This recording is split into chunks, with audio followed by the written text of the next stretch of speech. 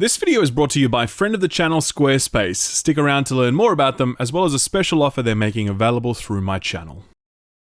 Gamers! February is upon us. Dying Light 2, Sifu, Ollie Ollie World, Lost Ark, Horizon Forbidden West, Destiny 2 Witch Queen, and probably some other games that nobody really cares about. It's such a massive month and a massive week of news that we don't even have time for our regularly scheduled weekly foreplay. So let's just get straight to the news, shall we? Here's a good news story to kick things off. Facebook lost a boatload of money this week. Yay! For a long time now, the Facebook has devolved into an increasingly aged and irrelevant platform.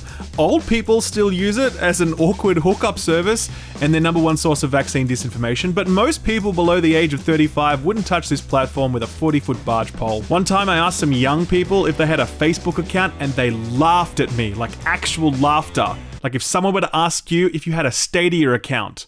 More on that later. Anyway, sensing that Facebook's days were numbered, sentient synthoid Mark Zuckerberg announced that he would be boldly taking his company where no company has gone before. The metaverse. The Zuck announced that Facebook was changing its name to Meta and that they would be going all in on the creation of a new virtual world where you can be a robot and play cards on a spaceship or something. It was a very cringe-inducing demonstration of what the metaverse definitely isn't going to be, as his quaint take was grounded more in Ready Player One fantasy than it was the actual emerging metaverse on platforms like Roblox or Fortnite. The market was none too pleased with this turn, being generally skittish about a pivot that seemed too big, too early, and too fanciful. The rubber hit the road this week when Facebook announced that for the first time in its history, the number of daily active users declined. In addition, advertising spend was down, with Facebook citing stiff competition from TikTok and YouTube. The fallout was catastrophic. Meta shares tumbled 26% in a day, a drop of over $230 billion worth of value, which reduced the Zuck's personal money pile by over $30 billion. Poor guy, now he only has $90 billion left. How's he gonna survive on that? So sad, breaks my heart. My biggest takeaway from all this is that the market certainly doesn't think that the metaverse is going to save Facebook. What was positioned as the next frontier for both social interaction and interactive entertainment is still nothing more than a fantasy that sits many, many years from reach. I'm sure we're going to see different versions of the metaverse emerge and evolve over the coming decade, but do I expect Facebook to be at the forefront of that? Not with promo videos like this, I don't. Speaking of dying platforms... This week, Stadia died. Again. From the very beginning, it was clear that Stadia had some cool tech, but that its business model was a guaranteed recipe for failure. It asked users to pay not only a base subscription price and purchase hardware, but also a full box price tag for each game. Like if you wanted to play Borderlands 3 on Stadia, you had to pay the exact same price as buying a physical or digital copy on an existing storefront, without the option to download that game to play it on local hardware, and without the promise that that version of the game would even exist 5 years from now, since Google have a long, well-documented history of abandoning their flavor of the week product rollouts. I've spent nearly 3 years of my life warning people about this, and yet I still get comments from angry Stadia users calling me a toxic hater. Dude, I was trying to save you some money from when Google finally did their rug pull, and it looks like that time is either here or very near. This week, Business Insider reported that Google has massively deprioritized the consumer side of Stadia, with less than 20% of the remaining Stadia workforce focused on the end-user consumer business. The rest of the team is working on repackaging and reselling Stadia as a white-label solution that other companies can utilize. A recent example of this is AT&T, who offered Batman Arkham Asylum to their customers, and the way that was playable was through Stadia. But it wasn't branded Stadia, it was just called Google Stream. Interestingly, Business Insider has said that there are a number of other deals on the table, including Peloton, who want to provide a fitness game as part of their product offering, Capcom, who are interested in easily playable demos, and Bungie, who I'm assuming want to utilize this technology to make the Eververse accessible on any device. I'm joking, unless... Business Insider report that there is no appetite within Stadia to secure big-budget AAA titles to bolster their library, and Stadia's promise of 100 new games this coming year feels a little thrifty when compared to the thousands of games that hit consoles and PCs each year. Stadia say that they are still focused on a consumer product, but between the shuttering of their first-party studios, slowing down their release schedule, and selling their tech third-party, I'ma press X to doubt on that one. I tried to warn you, Stadians, but you didn't listen. Once again, shill up. Prognosticator extraordinaire. Never wrong. Except for that Fallout 76 tweet, We don't talk about that one. While Stadia may be in its death throes, other platforms are thriving. In particular, Nintendo's latest handheld, the Switch. Nintendo announced this week that the Switch had sold through a staggering 103 million units, making it the best-selling at-home Nintendo console of all time, edging out the Wii, which has sold through roughly 101 million units. Nintendo have recently said that the Switch is still midway through its life cycle, meaning that we shouldn't be expecting a follow-up anytime in the next 2 years. This gives the Switch plenty of time to surpass its arch nemesis, the Nintendo DS, which holds the record for Nintendo's best ever selling console at 154 million units. It's a stretch goal, but if they release Mario Kart 9 on the Switch, I think it'll get there. More platform news. Did you know that Sony are paying each Bungie developer $1 million? Okay, not really, but this is still pretty wild. Get this. Last week, oh my god, I can't believe that was last week. Fuck, that feels like 3 months ago. Anyway, last week, Sony bought Bungie for 3.6 billion dollars. That was a big sum of money, and quite a few people were like, maybe you should have negotiated a little harder for that, Jim Ryan. Turns out the deal was a little more tricksy than we gave Jim credit for, and the upside may hopefully end up flowing to frontline Bungie staff. In a recent earnings report, Sony said that they would be spending a sizable chunk of the $3.6 billion purchase price on the retention of Bungie people. Sony says they're prepared to spend up to a third of that, or $1.2 billion, to keep those Bungie butts in those Bungie seats, an amount that averages to over $1 million per staff member. Now, does that mean that each Bungie developer is going to get $1 million in their bank account as soon as the ink is dry? Definitely not. Firstly, we have to assume that a lot of this money will go to retention strategies, perks, facilities, programs, etc. It's not all going to end up in people's bank accounts. Secondly, there's no way some junior burger quality assurance person is getting the same size slice of that pie as will a senior Bungie developer with 20 years under their belt. Tenure and seniority will likely have a huge impact on how much or how little someone is paid. But still, some of this money will probably end up in the pocket of Bungie developers, and that's a good thing. In a world where Bobby Kotick takes home $150 million while minimum wage workers get the sack, I'm all for deals that see actual game makers getting paid. More than anything else, this promise is a testament to just how much of a premium Sony put on Bungie's people. This isn't a purchase like Activision Blizzard, where Microsoft got a boatload of IP. They got one IP here, so they were buying that, but they were also buying the incredibly talented people who work at Bungie. And yeah, say what you will about Destiny or its business model, but the people who make that video game are fucking talented. So it's nice to see a deal that respects that talent. But Sony aren't doing this out of the kindness of their hearts. They want to keep Bungie so they can leverage their expertise to make moolah. And not just any moolah, that sweet live service microtransaction moolah that Sony have long been missing out on. While Sony's portfolio of single-player cinematic action games is unmatched, they haven't been able to stand up any live service games that produce the sort of long-tail revenue that shareholders love. That's all about to change though, as Sony have told their shareholders that they expect to ship no fewer than 10 live service games before March 2026. That's an average of just over 2 live service games every year for the next 4 years. The Bungie acquisition makes a lot of sense in this context, since Bungie are managing one of the most successful live service games on the market today, and are deep in development on a second live service based on entirely new IP. Then there's the Twisted Metal reboot, which many are guessing will be a live service. Naughty Dog are currently working on a multiplayer game, and that too could be a live service in some way, shape or form. Those are just 3 of the proposed 10 titles, so watch this space, because Sony's live service push already feels like one of the defining aspects of its next-gen growth agenda. While Destiny continues from strength to strength, Bungie's other creation, Halo, isn't doing so crash hot under the stewardship of 343 Studios. Halo Infinite's multiplayer and campaign launched extremely well, but the drop-off on the multiplayer side has been swifter than expected. Halo Infinite sits at around 25,000 peak concurrent players per day, which is a decent number, but it's well short of comparable offerings. Apex Legends, for example, is averaging 250,000 peak concurrent users per day, and that is a game where a lot of people are playing it on a platform other than Steam, much like many Halo fans are surely playing through the Xbox PC client. These numbers aren't likely to get any better anytime soon, since this week 343 announced that Halo's promised content updates were being pushed back to an unknown date.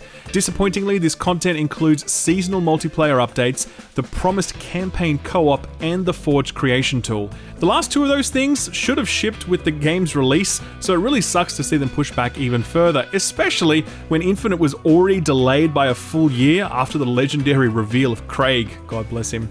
Halo Infinite is a great game on many fronts, but it is sadly unfinished, and the wait for a complete experience grows ever longer. It's a story that's mirrored by one of the biggest flops of 2021, Battlefield 2042, except where Halo Infinite could kind of survive its missing or cut content, 2042 absolutely could not. From the moment people went hands-on with the beta, everyone with half a brain was like, for the love of God, delay this video game. But sure enough, Android Wilson was like, nah, daddy needs a new pair of gold shoes. And so Battlefield went out, both unfinished and broken, and wouldn't you know it, it didn't sell very well. What a surprise. Speaking during an earnings call, Wilson squeezed out this deuce. Get a load of this. Quote, through our process of testing and preparation, we believed the experience was ready to be put in players' hands. I can't even read it without laughing. We launched with strong stability, however, as more players experienced the full game, it became clear there were unanticipated performance issues that we would need to address. Jesus, this quote. Some of the design choices we made with the game also did not resonate with everyone in our community. End quote. That is comedy, man. I try and bring a few laughs to every show, but really, that's comedy right there. You can't write it better than that.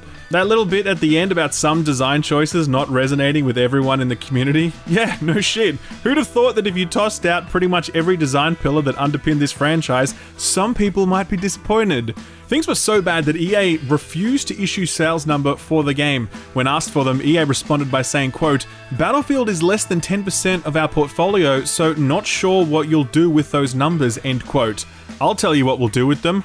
Roast you, but you already knew that, which is why you refused to give them out. Nice try, Wilson, but we have Steam charts, so we can do our own math on this one. Here's an interesting announcement. Warcraft is coming to mobile this year. In another investor update, yes, there are a lot of those happening this time of year, Activision Blizzard dropped a very brief mention about upcoming plans for the Warcraft franchise. Quote, Blizzard is planning substantial new content for the Warcraft franchise in 2022, including new experiences in World of Warcraft and Hearthstone, and getting all new mobile Warcraft content into players' hands for the first time, end quote. It's certainly not clear what this will be, but I'm gonna guess it's one of those mobile RTS style games like Clash of Clans meets Warcraft. Could be cool, so long as the microtransactions don't suck too much, which they probably will. That wasn't the only announcement this week. In fact, the next announcement was basically the mother of all announcements. With just a simple tweet, Rockstar confirmed that Grand Theft Auto 6 was currently in development. Quote, with every new project, our goal is always to significantly move beyond what we've previously delivered. We're pleased to confirm that active development for the next entry in the series is underway, end quote.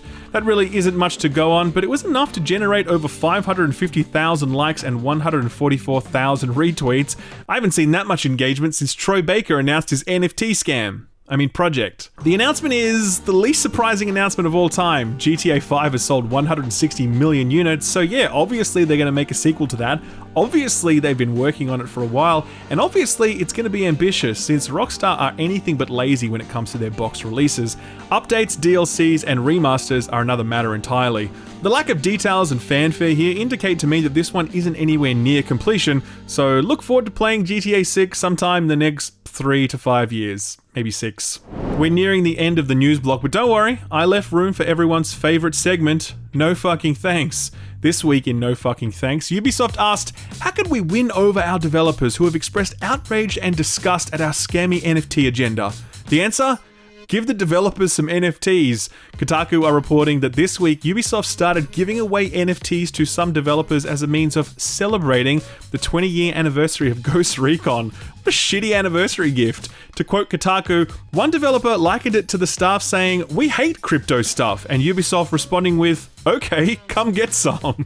This wasn't the biggest NFT dunk of the week though. That title falls to Worms developer and publisher Team 17. Now I like Team 17. I've profiled many of their games on my channel in the past because they're an indie publisher and I like doing that. So you can imagine my disappointment when this week Team 17 announced that they were launching a special Worms NFT project where you can auto-generate some sickeningly ugly NFT art.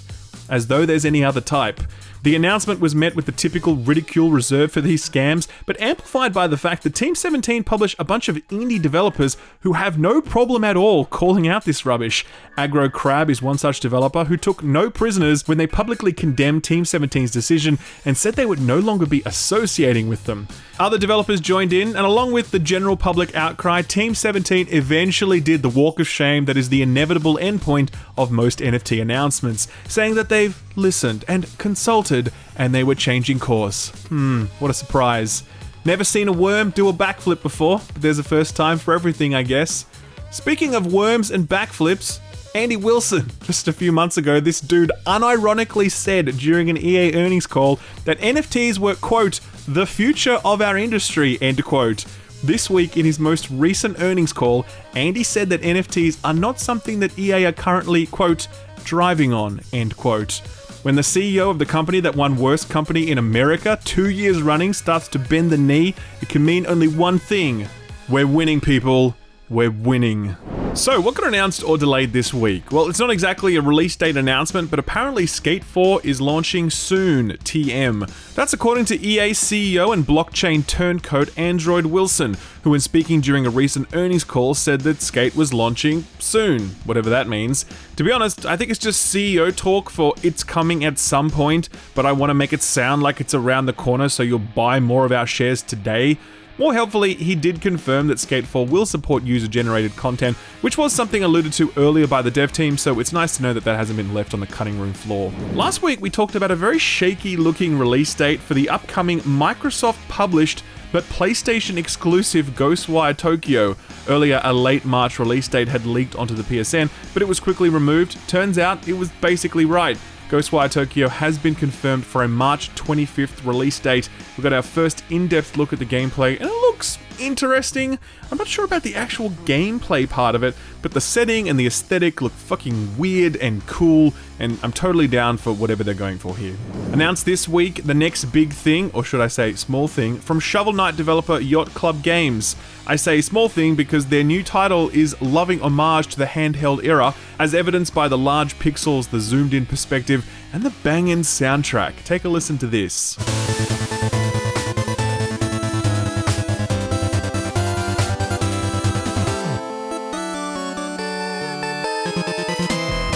This one hit Kickstarter a few days ago with a goal of raising $300,000. They're now up to $700,000. So yeah, they have some cash left over to play with. No surprises given how beloved Shovel Knight was. Nice to see this team proudly waving that retro flag high. Mina, the Hollower, doesn't have a release date yet, but it'll probably be out sometime next year.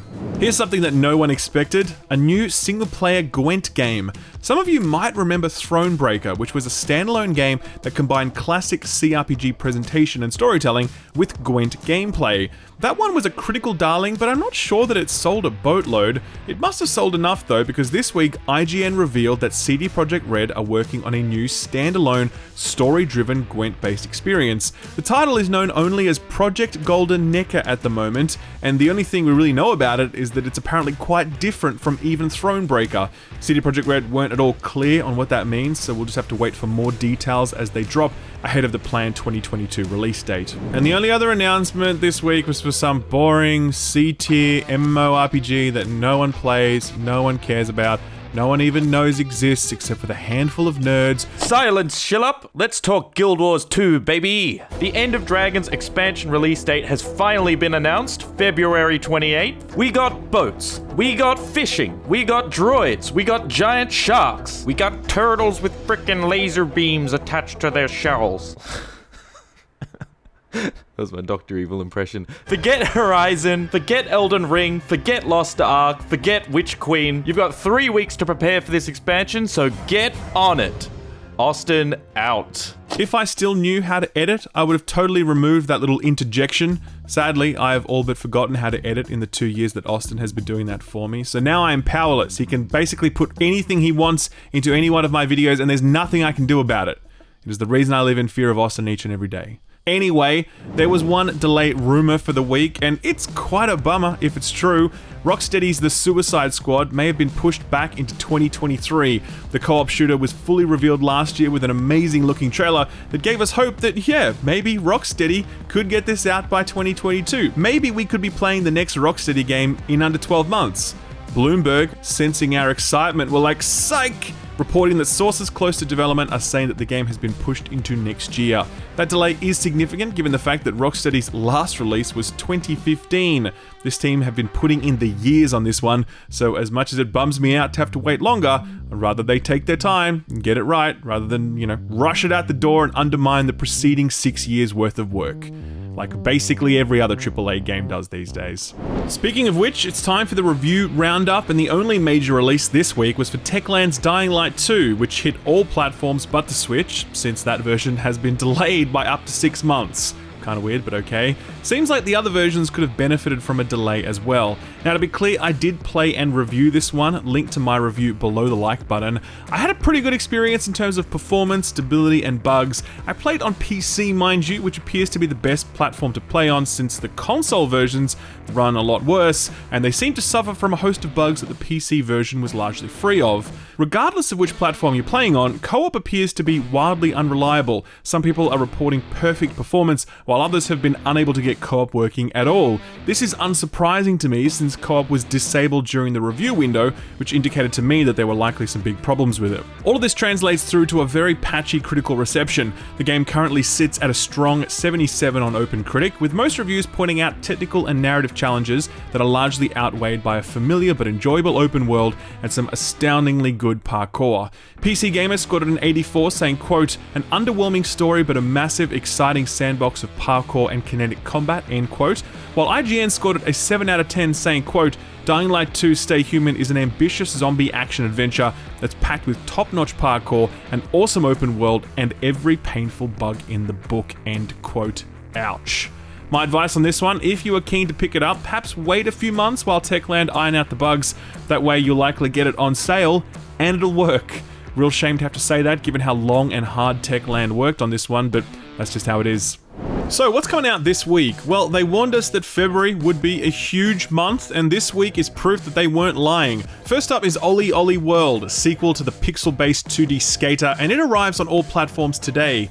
Oli Oli World basically says, what if we took the basic idea of Oli Oli and then multiplied the budget by like 8,000 times. The visual jump between this game and the last is like leaping over 3 console generations, and the result looks absolutely stunning. Reviews for this one have already hit, and to the surprise of nobody, it's absolutely smashed it, sitting at a mighty 86 on OpenCritic and racking up 8s and 9s across the board. February is a very, very stacked month for me, but I definitely plan on returning to this one in the future when I get some downtime. Sifu arrives exclusively to the PS4, PS5, and Epic Games Store today as well, and I've also reviewed this one, link below the like button. Sifu is sure to be one of the most talked about games of the year, as its punishing demands open up the difficulty in games debate in a way that even Souls-like games don't. Sifu is not about completion, it's about perfection, and the repetition that perfection demands is not going to be for everyone. In fact, I'd wager it's only for a select group of people. Still, it is an excellent game, a few wonky camera and combat issues aside, and if you're a glutton for punishment, then you're all but certain to love Sifu. Critics are also praising this one, putting it at a strong 80 on OpenCritic, with commentary generally praising its aesthetic and combat, while the more critical reviews take issue with Sifu's my way or the highway approach to difficulty. Crossfire X arrives exclusive to the Xbox consoles on the 10th. This one isn't even hitting PC, by the way, since there's already a PC client available in other markets. This is actually, arguably, the most popular game in the world, depending on who you ask and which metrics you're using. It's absolutely gigantic in Asian markets, so Microsoft are essentially trying to make it a thing here in the West, publishing an Xbox port of the game, and tacking on a campaign mode developed by Remedy of all studios. I'm not gonna lie to you, I just don't know much about this one. I've not been following the development of the campaign, I've never played the multiplayer. Feels like a big gap given how popular this game is, but yeah, that's the truth. Maybe I'll circle back to it in the future depending on its reception at launch. Edge of Eternity is a JRPG developed in France. The game was in early access on PC for a long-ass time before hitting 1.0 mid last year. Reviews for it were okay, generally sitting in the 7s and 8s territory. There was always a promise that this would hit consoles, and sure enough, it's happening on the 10th when it arrives for both PlayStation and Xbox, and it'll be a day one Game Pass title, so that's nice. If you were one of the 4 people in existence who haven't yet had your brain scrambled by Nomura's attempts at storytelling, then good news. The Kingdom Hearts games arrive on the Switch on the 10th. This is all 3 games with their weird titles like Kingdom Hearts HD 1.5 plus 2.5 Remix. That's a real title, by the way. Do note that these are cloud-streamed versions. They do not run natively on the Switch, so they do require an internet connection to play, and you can expect at least a small amount of latency, possibly more depending on your internet connection. I'm not sure why these weren't ported to the Switch properly. It's not like the Switch couldn't run them. This is likely just a cheaper solution for Square to roll out, but it's a bummer for those looking for a more authentic experience. Last big release of the week is Lost Ark, the MMO ARPG hybrid developed by Smilegate in Korea, but published by Amazon Games for Western audiences. This one has been eagerly anticipated for years over here, as both Asia and Russia got to enjoy this one, while we looked on doing the whole Conan gif. This does look pretty stunning, and while there's certainly plenty of debate to be had about the endgame economy of this one, most people who've played it agree it's a very solid and worthwhile title. This one is free to play, exclusive to PC, and if you're a Twitch Prime member, you get some exclusive in-game goodies. I'm a little too busy with Horizon Forbidden West this week, low-key flex, but this one is going to sit very high on my pile of shame until I get to it. Very, very excited for this. Put this on your radar.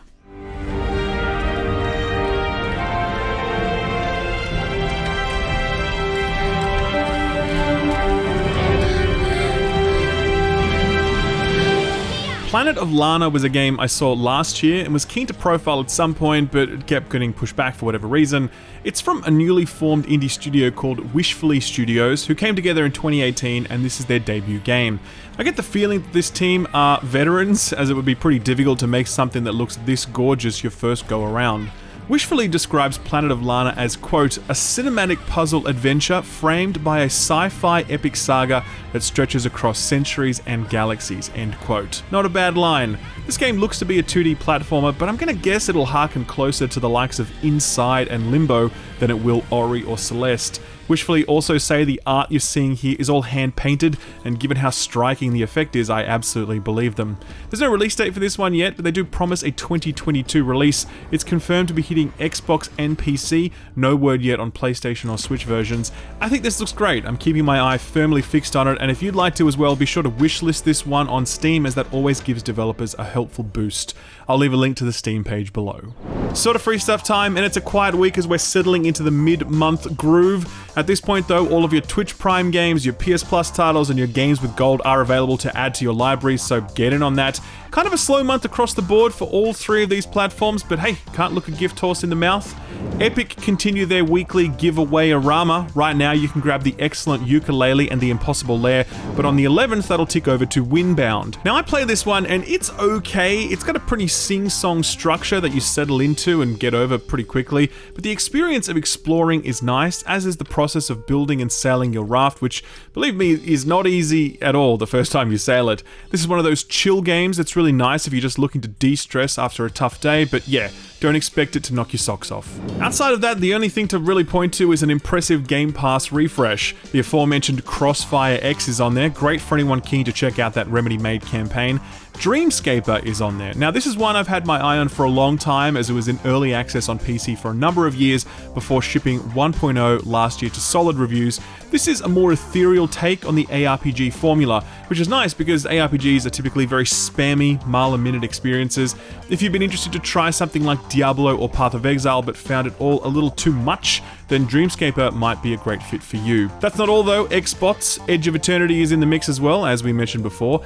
Ark Ultimate Survival Edition is there if you want to get your grind on and don't mind a fair amount of dino jank.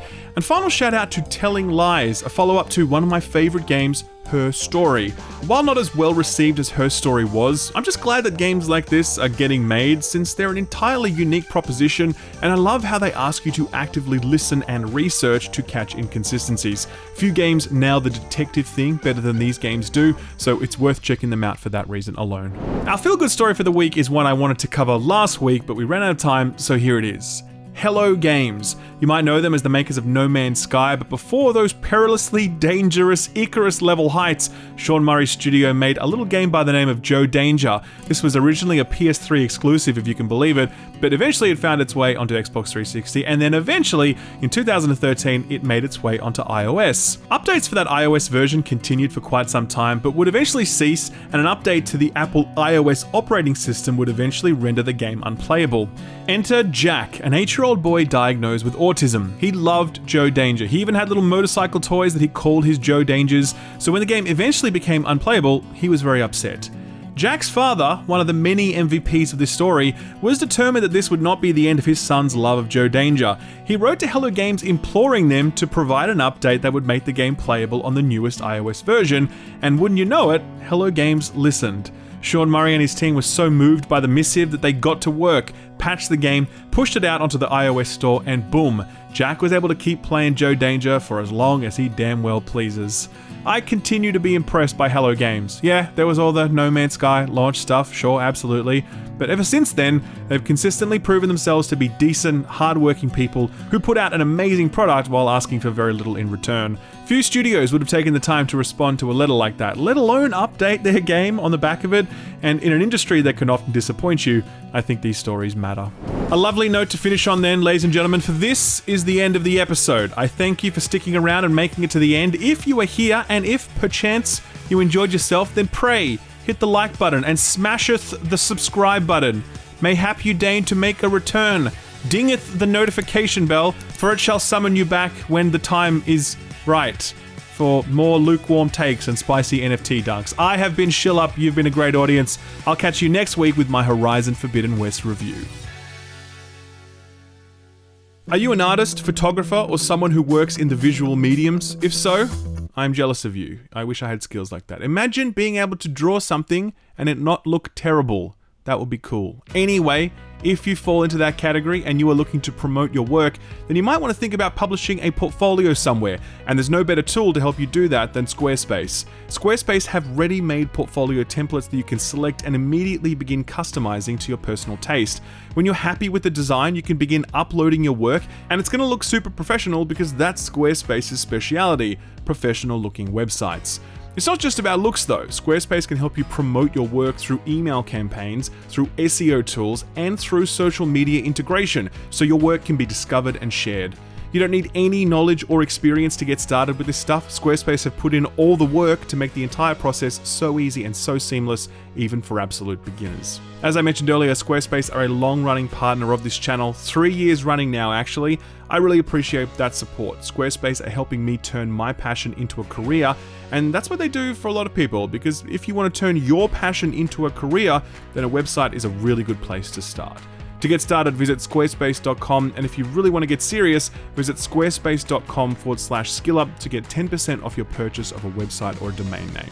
Thanks Squarespace for sponsoring the video, and thank you for watching it.